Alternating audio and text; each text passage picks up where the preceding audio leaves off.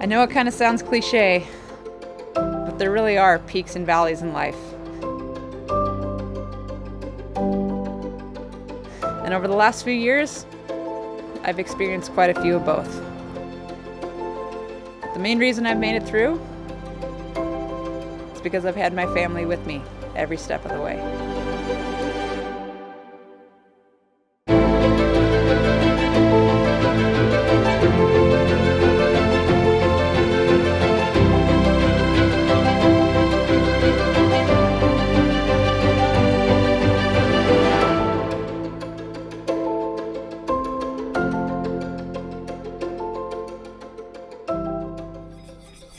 Fishes? Mm-hmm. Are you gonna put your face in the water today?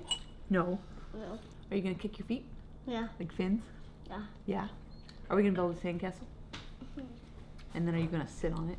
Yeah. No, you wouldn't. No. Yeah. No, don't you do it. Yeah. Don't you do it. I just feel like life is more complete when I'm out doing stuff with Jeff and Breck. I mean, now more than ever, I just can't wait to get back home and to get out and do all the things I love to do with those guys. The water.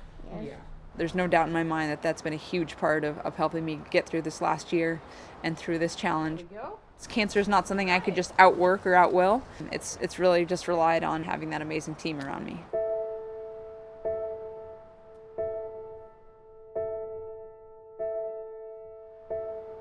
So I was born on December 31st in Salt Lake City, Utah. And the day after my first birthday, my dad, he made a little hill for me in the front yard and started me on skis.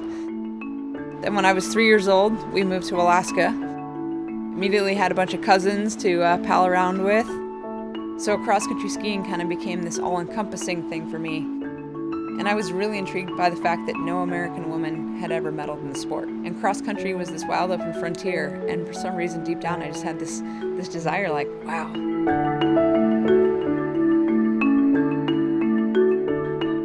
Okay, buddy.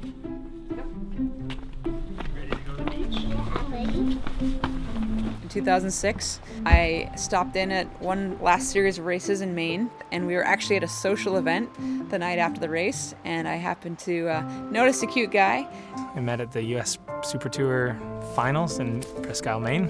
And I went over and introduced myself and started chatting and found out that he had run track, and so we were kind of comparing some running stuff. And in true professional athlete form, she gave me her autograph card with her email on the back and to stay in touch. And from there, it just turned into a few emails. I think she's eternally optimistic, so every conversation was kind of a little dose of sunshine. And then a few months after that, I convinced him to come up to Alaska and train with me, whereby I put him through a 5-hour run, some pretty grueling roller ski uphill intervals, and a lunch date with my 2-year-old cousin, and he survived all of it. It was hard. She's really fit. She was such a badass, I think, that you didn't want to not be able to keep up. When we would go out and do stuff, like watching him run along the trails or ski through the woods, he just has this playfulness about him. I think for me, like, I've always been pretty driven, and so I was drawn to his kind of just joyfulness and playfulness, and the rest is history. Look at all these fun sand toys! Jeff and I knew we were really anxious to start a family, but because the team had been getting so strong, I was actually still really excited about the opportunities in the team events. Mommy's right there. She's gonna take a picture. I know. 3, 2, 1, go! I knew I had worked so hard to get to this point where it was just getting fun and it was really paying off. Wasn't quite ready to walk away. And so Jeff and I just really sat down and said, well, maybe there's a way to do both. When we did have a baby, he was able to be there at home, taking care of Breck while I was out training. There's no doubt in my mind that I wouldn't have been able to do it without his support. Ready? 3, 2, 1. Oh no, just the Debbie start. Where'd you go? So it was a nice balance. Jeff was at home with Breck, so I would go out and train in the morning, and then I'd come back and we'd all be together as a family, sometimes napping together on the couch. I would be like, breastfeeding and pumping and then heading back out for a second session. And then I was actually adding a third session in because my body needed to reform after pregnancy. I was amazed how she rolled with things. If I had woken her up that many times in the night, we would have had problems for sure. Come get me, Brett. Come get me. So it was actually helpful in the end, I think. Yeah, I think Breck was a good idea.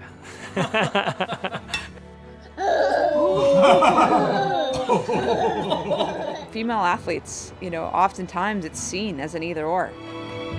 And there's nothing written in stone of, hey, if you decide to have a baby and come back, you're not guaranteed sponsorship, you're not guaranteed a spot on the team. But I think we cannot tell the story enough of how many successful stories there are out there and how becoming a parent only enhanced my skiing. And no matter what, I get to come home to this little baby that's excited and happy to see me, and that's going to be there for the rest of my life, regardless of what I do on the competitive track.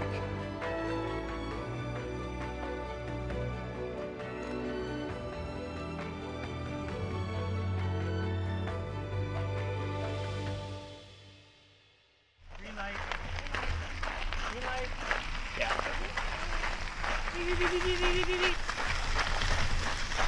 Once the season ended, we packed up the U-Haul and Jeff headed south. But I was excited. I was so excited to start this new chapter of my life, and we had just gotten to British Columbia. It was Mother's Day. It was a beautiful day. We actually went hiking on the hills right here behind our house, and I just remember having this supreme feeling of contentment, of just like, wow, that big accomplishment, and now this wide open future, and here I am just, no care in the world. And getting ready for bed that night, I just happened to brush past the hard spot and notice that something didn't feel right. And it would have been so easy to just be like, it's probably nothing. But, I kind of explored it a little bit and kind of realized, that feels like I should probably get that checked out.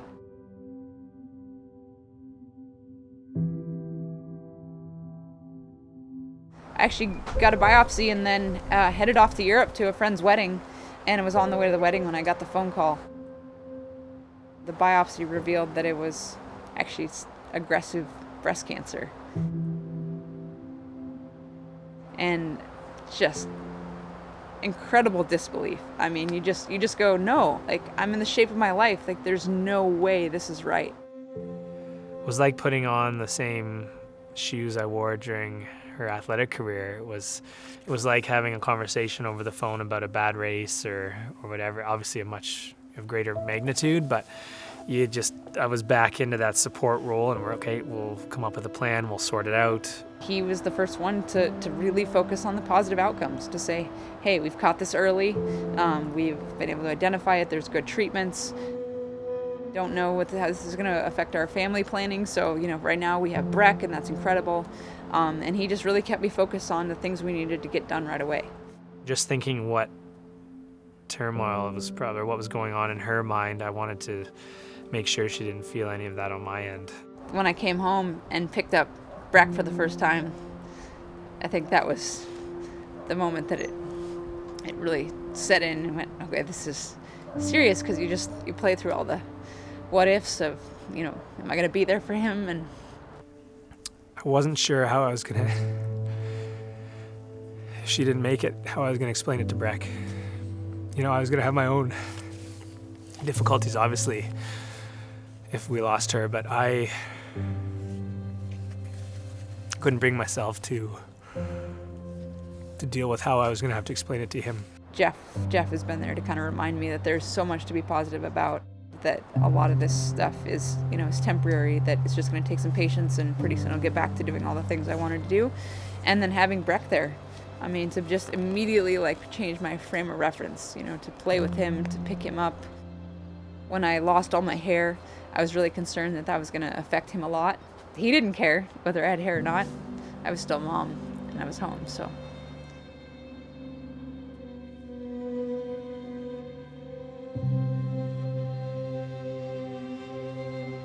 I knew that staying active was going to be really important for me, not only for physically processing the treatment and handling everything, but mentally. I know that I can stay more positive and feel better when I get out and move. And so I made the commitment to staying active through my treatment, and made the promise to myself that no matter what, I would get out and try something for 10 minutes. And so during some of those days during chemo, when I was feeling pretty rough and laying on the couch, and the last thing I wanted to do was get up and get outside, but maybe, Jeff would encourage me, or friends would call, or family would bring me out, and I would get out and do that 10 minutes. And it was amazing how 10 minutes often turned into 20 or 30 or 4 hours.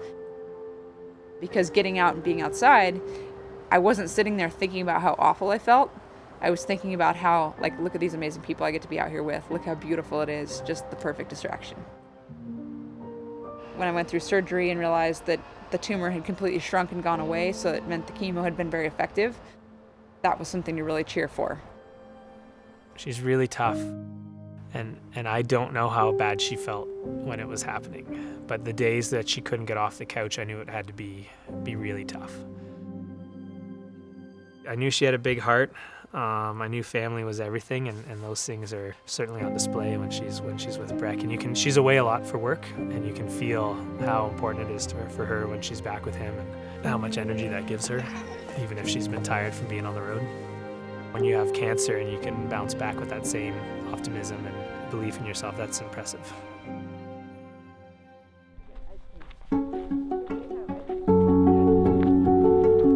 I'm just trying to kind of be really grateful for the fact that my treatment has been effective. I'm still here. I've got a lot to be optimistic about, and just trying to really appreciate every single day. Life's kind of like a cross-country ski race. I mean, you encounter these climbs, and as you're going up the climb, it's uncomfortable.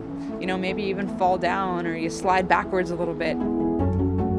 Trick is, staying focused, staying patient, and taking that one step at a time, because when you get to the top, then you experience a view that you never even knew was possible. You hate to have to go through a tough experience to really appreciate that, but there definitely have been some silver linings, and I would say that after going through this now, I really appreciate those simple moments.